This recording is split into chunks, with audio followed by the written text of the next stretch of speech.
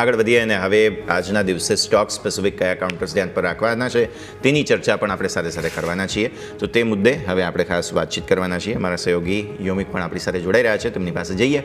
યોમિક, સૌથી પહેલાં તો ગુડ મોર્નિંગ. અને આજે જે ભારતીય માર્કેટ્સ આપણને ફરી એકવાર મિશ્ર સંકેતો આપે છે, દિવસ એક્સપાયરીનો છે, સ્ટોક સ્પેસિફિક માર્કેટ બહુ ઇન્ટરેસ્ટિંગ બની રહ્યું છે. નજર કરી લઈએ આજના કયા સ્ટોક્સ હાઇલાઇટ થઈ રહ્યા છે તેના પર. જી યસ, ગુડ મોર્નિંગ. હવે આપણે જોઈએ તો સ્ટોક સ્પેસિફિક જ્યારે માર્કેટ અત્યારે આપણને ચાલી રહ્યું છે તેવા ટાઈમે આજના દિવસ આપણે જે ફોકસ કરવા જોઈએ એ સ્ટોક આપણે સૌથી પહેલાં જોઈ લઈએ.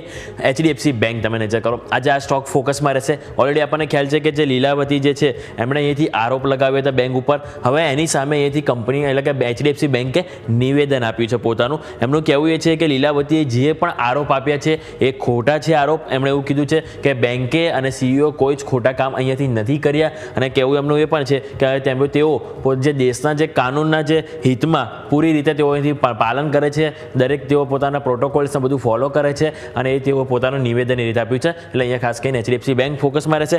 નેક્સ્ટ તમારે ધ્યાન પર રહેવું જોઈએ તો એ છે ઝાયડસ લાઈફ. ઝાયડસ લાઈફમાં સમાચાર અહીંયા છે કે કંપનીના જે અંકલેશ્વર API યુનિટ જે છે એમાં તેઓ જે US FDA તરફથી એમને EIR મળ્યું છે અને આ જે તપાસ છે 10 થી 14 માર્ચના રોજ અહીંથી હાથ ધરવામાં આવી હતી. એટલે ઝાયડસ લાઈફ ત્યાં એક સમાચાર છે, ફોકસ રાખીશું. હવે આજે એક બ્લોક ડીલ જોવા મળવાની છે C ઇન્ફો સિસ્ટમ એટલે કે મેપ માય ઇન્ડિયા. અહીંયા ફોનપે જે છે એ 5% હિસ્સો એમનો અહીંયાથી વેચી શકે છે અને આ જે બ્લોક ડીલની જે સાઇઝ છે એ ₹476 કરોડ આપણને એક જોવા મળી શકે છે.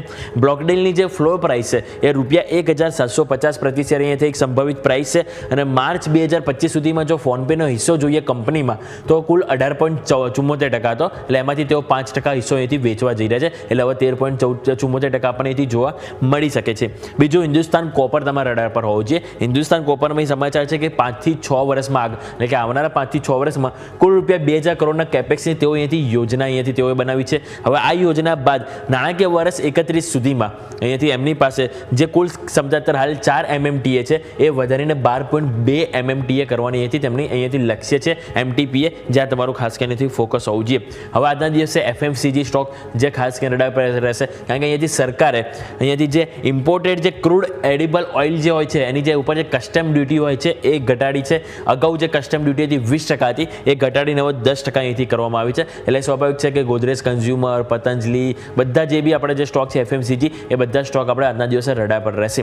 હવે બીજું તમારે રડાર પર હોવું છે એક HUL સમાચારમાં છે કે અહીંયા એમનું જે આઈસ્ક્રીમ ના જે સમાચાર છે, આઈસ્ક્રીમ કારોબાર જેના ડીમર્જર માટે એની જે બેઠક જે બોર્ડ બેઠકનું જે આયોજન જે કરવાનું હતું એ બોર્ડ બેઠકનું આયોજન કરવા માટે મંજૂરી મળી ગઈ છે. એટલે કે 12 ઓગસ્ટના રોજ અહીંયા જે થનારી જે બેઠક હતી એને NCLT તરફથી મંજૂરી મળી ગઈ છે.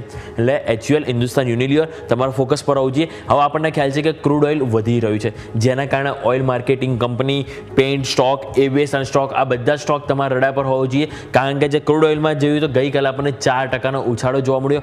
બ્રેન્ટ ક્રૂડ છે એ $70 પાર આપણને કારોબાર જોવા મળ્યું. કારણ છે US અને ઈરાન વચ્ચે જે તણાવ વધી રહ્યો છે એના કારણે આપણને ક્રૂડ ઓઇલમાં ઉછાળો જોવા મળે છે. એટલે આ ઓવરઓલ જે થીમ છે ઓઇલ માર્કેટિંગ થીમ આવી ગઈ, પેન્ટ સ્ટોક છે, એવિએશન સ્ટોક છે, આ બધા સ્ટોક તમારા રડાર પર હોવા જોઈએ.